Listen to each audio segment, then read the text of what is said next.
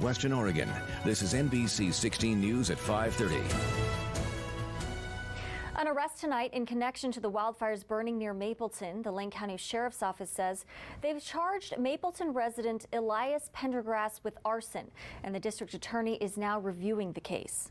Good evening and thank you for joining us. I'm Jacqueline Mazer. Well, NBC 16, of course, is on your side with team coverage on the Sweet Creek fire tonight. Our Alan Matthews is standing by at the Weather Center tracking down how weather conditions are affecting the fire. But we are starting out tonight with NBC 16's Olivia Young, who is following develops from Mapleton. Olivia, even with this arrest, though, firefighters still have a lot of work to do. Jacqueline, the Department of Forestry says the fire now has a line around it but is 0% contained, with current conditions ripe for rapid spread. Behind me, we've seen helicopters dropping water on the fire. The Department of Forestry says more than 400 people are battling the flames. A major part of this is air power. ODF says 10 aircrafts are hitting the fire from above. It'll be quite an air show like we've had in the last couple of days. And really the idea with those resources is they're there to stop any potential spread. So they'll be actively dropping water on the fire, and they're there in case something goes across the line and starts to run on us. According to ODF, the fire has burned 513 acres and is threatening 138 homes.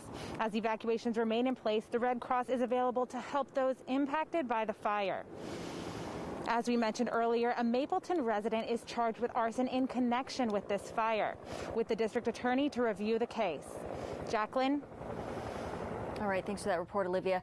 Well, we turn now to NBC 16's Alan Matthews, who's joining us with a look at how weather conditions may affect firefighters trying to contain the Sweet Creek fire. Alan, these hot temperatures aren't helping. Yeah, after having a weekend of temperatures in the 80s, we jumped up to the 90s today. So we've got this streak of very warm temperatures for the rest of the week. And our humidity levels also dropped off a little bit. Actually, earlier in the afternoon, we were seeing a lot of humidity levels in the 50s and 60s. North Bend has bumped up a little bit at 70%. But you can see Florence, not too far from Mapleton, their humidity level at 59%. And again, we were seeing that in the 70% level yesterday. So our humidity levels have also dropped off a little bit. And that is, of course, that moisture in the air. And that means that our air is getting a little drier out there. Now, as far as our fire potential is concerned, well, we have seen a couple counties actually bump it up to extreme.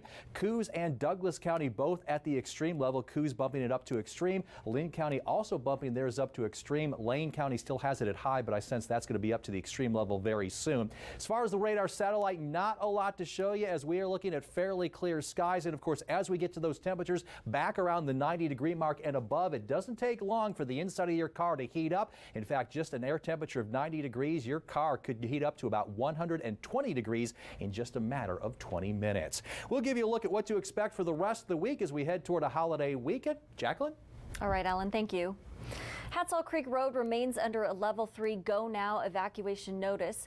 Sweet Creek Road is on a level 2 evacuation be set notice, and level 1 be ready notices are in place for Bernhardt Creek Road and Duncan Island Road. And if you're a resident under level 2 and level 3 evacuation notices in need of shelter, you can call 1-888-680-1455 for assistance. Now to some traffic updates to report tonight. Sweet Creek and Hadsall Creek roads are closed to all traffic. Mapleton Landing on Highway 125 south of Mapleton is closed, and the Siuslaw River is closed to recreational boating from Mapleton to Tiernan Landing until September 13th. We're working around the clock to bring you the latest information on the Sweet Creek fire. For more on the latest evacuation orders, containment levels, road closures, and then some, make sure to visit our website, NBC16.com. Well, to the coronavirus pandemic, Governor Kate Brown extended the COVID-19 state of emergency for another 60 days ahead of Labor Day weekend. In a statement, Governor Brown said, quote, "We can work together to stay safe and put Oregon on the path to return more students to classrooms. Or we could see Labor Day celebrations unknowingly sow the seeds of COVID-19 outbreaks that could set us back for months." This as Governor Brown extended the COVID-19 state of emergency for 60 days ahead of Labor Day weekend. Again, OHA reports 143 new cases and 6 new deaths today. Oregon has just under 27,000 COVID-19 cases and 465 deaths. Multnomah County reported the most cases today with 50 and still has the most total cases of COVID-19 statewide at more than 6,000. Washington County reported 42, followed by Marion County with 39. Lane County reports more than 700 total cases. Health officials reported 9 additional cases today. 3 people are in the hospital and nearly 4 dozen cases are contagious. Douglas County has seen 179 cases and Coos County has 116. While continuing coverage on a coronavirus outbreak at Eugene Assisted Living Center, Lane County Public Health reports 18 people connected tested positive for COVID-19 at Evergreen Memory Care. That's 12 residents and 6 staff. Our Lauren Negretti spoke with public health and care staff about the measures being taken to prevent further spread. The virus made itself known a couple weeks back when a staff member at Evergreen Senior Living Center began exhibiting symptoms. And after 2 positive results, community-wide testing revealed more cases. Representatives from the management company of Evergreen say there's 4 neighborhoods of 12 to 16 residents in their 80s and 90s with consistent assigned staff members. We came back with cases in 2 of the neighborhoods, but the other 2 neighborhoods we've not had any positive cases in. She says there aren't any hospitalizations, and the facility is working with local and state officials. Lane County Public Health spokesperson Jason Davis says in congregate settings, people living in close proximity to each other where they don't have maybe their own room, or if they do have their own room, they're still sharing space to some degree, or where you have staff members going in and out of multiple residence rooms or living quarters, that will contribute to disease spread. He says public health is consulting with Evergreen, OHA, and DHS, and observes Evergreen's been adamant on safety measures. All the residents and all the employees are tested at least once a month. Fahum says they're upping precautions, including disinfection, personal protective equipment, and monitoring symptoms. Taking temperatures on every shift, so that's 3 times a day for all the residents. And we're actually checking temperatures of employees at the beginning of their shift and the end of their shift.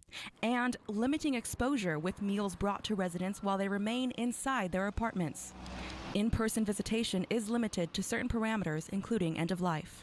The entire population was just tested last week. They're expecting those results at the end of this week. Reporting in Eugene, I'm Lauren Negretti. The frustration of the command staff of the Portland Police Bureau, the frustration of the rank and file of the Portland police officers that are out there, and the other agencies that have helped us in the past that will not help us anymore, show that. The head of the Portland Police Union is calling on city leadership to step up as the city closes in on 100 straight nights of protests. Daryl Turner outlined what he calls a zero-tolerance policy for how he wants elected leaders to respond, a policy where protesters and people arrested will be prosecuted and held accountable. He criticized Multnomah County District Attorney Mike Schmidt's decision to presumptively dismiss charges in a lot of instances. Portland police are asking for your help as they investigate the death of Aaron J. Danielson. Danielson was shot and killed in downtown Portland Saturday night after a rally in support of President Trump. No suspect has been arrested and no information about a possible suspect was released. Police are asking anyone who witnessed the shooting or may have video of the incident to please come forward. Well, a new kindergarten through 2nd grade school is about to open on the South Coast, and despite the pandemic, crews are fast at work. NBC 16's Amanda Slee joins us live from Eastside School. Amanda, what are plans for opening day?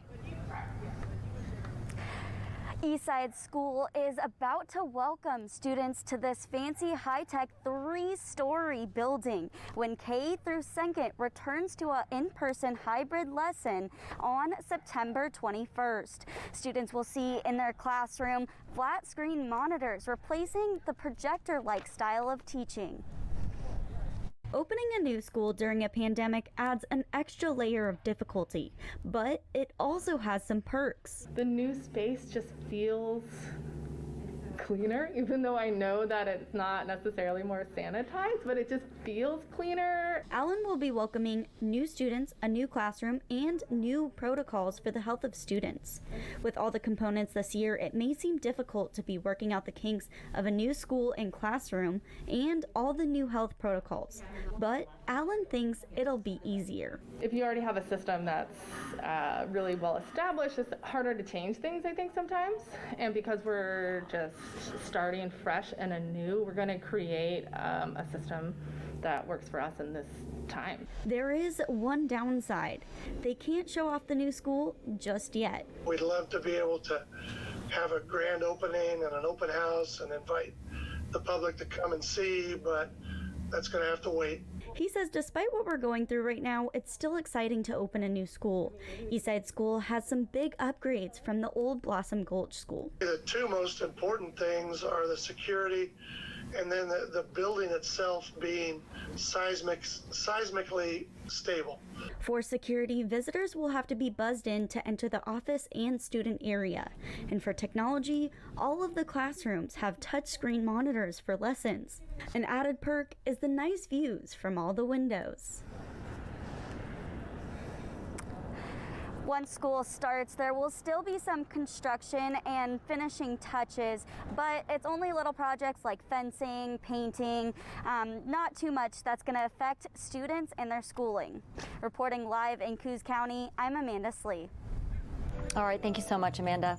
Well, coming up on your only local news at 5:30, experts predict the U.S. could reach 200,000 coronavirus deaths by the end of the month.